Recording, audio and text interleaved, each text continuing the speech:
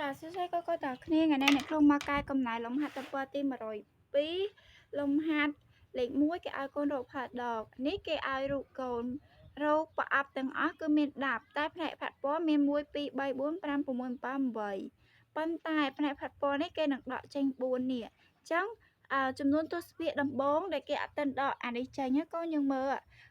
លផ្នែកផាត់ពណ៌មាន8ចុះចំនួនទស្សភាគវាប៉ុន្មានគឺ 0.5 8ទៅពេលគេដកចេញ4តើចំនួនទស្សភាគវាប្រមាណកូន 0.4 ចេះ 0.8 ដាក់ 0.4 សល់ប៉ុន្មានកូនសល់ 0.4 ណាតើតាមមកទៀតអក្សរខបើយើងមើលផ្នែកផាត់ពណ៌ទាំងអស់ឥឡូវយើងមើលប្រអប់ទាំងអស់មានប៉ុន្មានកូន1 2 3 4 5 6 7 8 9 10តែផ្នែកផាត់ពណ៌វាប៉ុន្មានទាំងអស់1 2 3 4 5 6 7 8 9អញ្ចឹងផ្នែកផាត់ពណ៌វា9ចំនួនទស្សភាគវាគឺ 0.5 9ចុះអាដែលគេតម្លាក់ផ្នែកផាត់ពណ៌ចោលនេះមានប៉ុន្មានតម្លាក់ចោលពីជួរ1 2 3 4 5 6អញ្ចឹងផ្នែកផាត់ពណ៌វាគឺមានចំនួនទស្សភាគ 0.5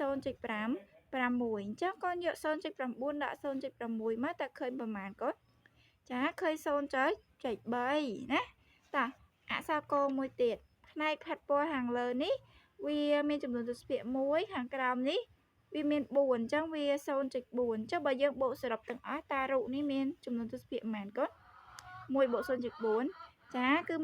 1.4 ហើយគេតម្លាក់2ពណ៌នេះចោល2ប្រឡោះអញ្ចឹង2ប្រឡោះនេះយើងតម្លាក់ចោលបើយើងសេចំនួនទស្សភាគប៉ុន្មានកូនចា 0.2 អញ្ចឹង 1.4 ដាក់ 0.2 ស្មើប៉ុន្មានហើយកូនដាក់ជាមួយនេះគ្រូ4ដាក់2នៅសាល2 1ដាក់0នៅសាល1ដាក់ចុចមកចម្លើយគឺ 1.2 ណាតាអក្សរខមួយទៀតអក្សរខនេះបើយើងមើលចំនួនទស្សភាគទាំងអស់